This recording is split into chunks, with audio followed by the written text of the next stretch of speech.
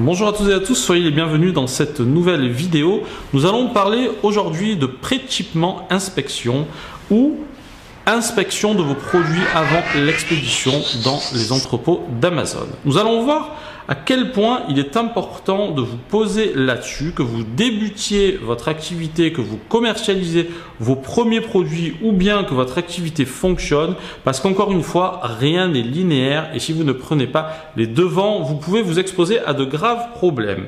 Donc mon conseil, c'est à minima de souscrire à un service qui propose un minimum de choix dans la vérification, sinon vous allez vous exposer à certains problèmes. Lorsque vous faites des achats sur Alibaba, vous l'avez remarqué peut-être, il y a la trade insurance, c'est-à-dire que vos achats sont sécurisés, sauf que pour avoir une parfaite assurance, il va falloir que vous souscriviez à un service de vérification et Alibaba vous en propose 3. Nous allons les voir en détail. Le premier service qui est facturé 48 $ était vraiment un service basique que je déconseille à tout le monde parce qu'il ne va vraiment pas loin dans l'inspection de vos produits. Et donc, que va proposer ce service? On va simplement vérifier que la quantité de carton est correcte. On va prendre un produit aléatoire et on va vérifier pour défaut visuel. Attention, les termes sont très importants parce que par défaut, on peut entendre tout et n'importe quoi. Et là, c'est juste défaut visuel. Il peut y avoir aussi des défauts fonctionnels. On y viendra un petit peu plus loin. Et enfin, on va vérifier le packaging et que tout soit prêt pour l'expédition, tout soit fait de façon correcte. Ça s'arrête là. Donc vous imaginez bien que s'il y a un problème, c'est pas comme ça que vous allez être assuré et donc je vous déconseille de prendre cette option. La deuxième option qui est facturée 118 $ et qui passe par le bureau Veritas, qui est accrédité par le bureau Veritas, pour le coup, celle-ci, elle va un peu plus loin. Elle est facturée 118 $ pour 2 heures d'inspection maximum. Et pour le coup, on va vérifier jusqu'à, je dis bien jusqu'à, mais dans les faits, ça m'étonnerait qu'on vérifie jusqu'à 50 pièces de votre production. On va cette fois-ci vérifier 3 produits, la qualité de 3 produits.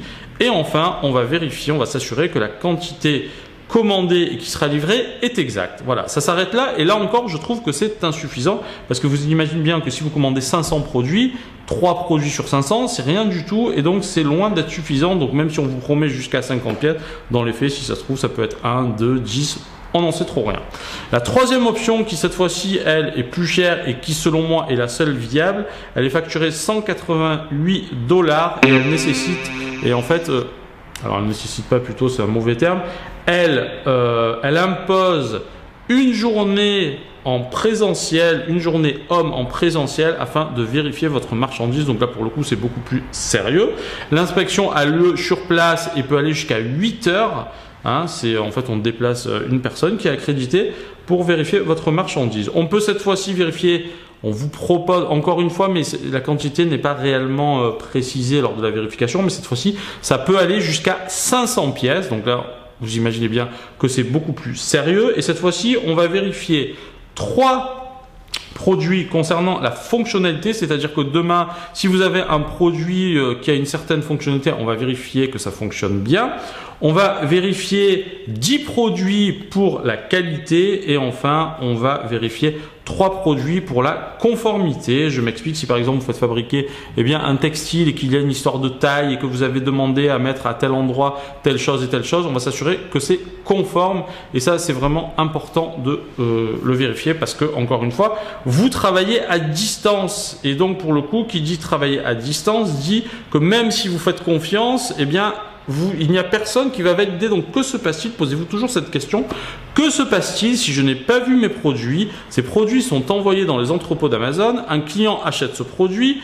Boum, il rencontre un problème. Donc ça peut arriver, c'est rare, mais encore une fois, surtout au début, vous avez à faire vos preuves. Donc lorsque vous commercialisez des nouveaux produits, vous avez intérêt à faire certains efforts si vous ne voulez pas rencontrer certains problèmes. Et donc pour le coup, cette option qui selon moi est la seule viable est facturée 188 $. Maintenant, si vous passez de la trade insurance d'Alibaba, il y a un super service et ce sont des gens qui sont très sérieux. Ça s'appelle Rich Force. Alors je vous mettrai dans le lien de la description l'URL. Et en fait, c'est une compagnie chinoise qui cette fois-ci facture 118 $ la journée homme et qui va faire la même chose qu'on vous propose avec Alibaba. Par contre, cette fois-ci, vous n'êtes pas assuré contre le paiement. Mais pour le coup, eh bien, a priori, si vous connaissez un minimum votre fournisseur, c'est le service qu'il faudra utiliser. Donc encore une fois, avant, et ça retenez bien ceci, lors de la première commande, vous devez impérativement recevoir vous-même vos produits. Vous commandez une petite quantité, vous recevez vos produits, vous les inspectez, vous vous assurez que tout est correctement fait. Vous apprenez à connaître votre fournisseur. Vous ne connaissez pas votre fournisseur et dites-vous bien qu'à distance, donc il y a aussi Jing Sourcing là qui peut être intéressant pour vous, mais globalement parfois vous allez vous apercevoir qu'ils font pas grand chose de plus que bien prendre une petite commission pour s'assurer de, bon bref, ça c'est un autre sujet, mais ce sont des gens là aussi très sérieux, donc si vous ne savez pas, il y a plein de possibilités. Mais ce que je veux vous faire comprendre, c'est que imaginez-vous qu'à partir du moment où vous commercialisez vos premiers produits, il y a trop de gens qui font cette erreur et qui disent tiens, moi je fais confiance, boum, je commande 1000 pièces et j'envoie. Ok, mais que se passe-t-il s'il y a un problème? Eh bien, vous perdez tout. Pourquoi? Parce que on va dire les 20 premiers commentaires sont les plus importants dans un listing et si vous ne faites pas correctement les choses, que va-t-il se passer? Vous allez vous prendre des avis négatifs et ben en fait, c'est là où vous devez faire toutes vos preuves. Donc, comment pouvez-vous faire sans connaître un produit et essayer d'avancer à l'aveugle? C'est juste impossible si vous voulez obtenir des résultats. Raison pour laquelle on propose ces services. Donc, dans l'idée, première étape, je reçois, alors quand c'est des petites quantités, c'est pas très grave. Je reçois mes produits. J'inspecte mes produits, je vérifie que tout est correct. J'envoie à Amazon. Deuxième étape. Je repasse une commande chez mon fournisseur, je fais impérativement appel à un service de contrôle, donc encore une fois, soit via le service d'Alibaba, soit avec une compagnie de tiers confiance. Et pour le coup, c'est un minimum. Donc encore une fois, attention, il y a ce qu'on appelle le partial, la vérification partielle et la vérification complète. Donc encore une fois, selon le type de produit que vous commercialisez, il faudra parfois que vous procédiez à une inspection complète et totale de vos produits. Donc oui, ça a un coût.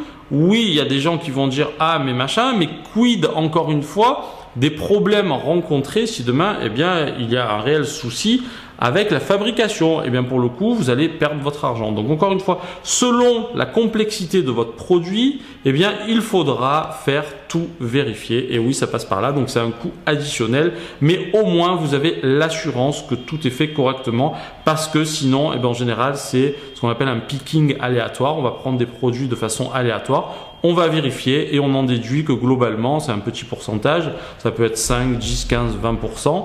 Et globalement, on va s'assurer que tout est fait de façon correcte. On va vérifier un petit peu dans tous les sens. Et pour le coup, si demain, vous commercialisez des sacs à dos, je ne pense pas qu'il y ait un problème particulier. Maintenant, si vous commencez à commercialiser des choses un peu plus complexes qui nécessitent une certaine mécanique, qui doivent être très précis, là, pour le coup, vous n'avez pas trop le choix. Sinon, vous allez vous exposer à des retours massifs. Voilà. Donc, j'espère que cette vidéo vous a plu. Vous pouvez la liker et je vous dis à très bientôt pour une nouvelle vidéo. Sans oublier la citation. Et donc pour la citation, je vais vous sortir une magnifique citation de Pierre-Claude Victor Boist.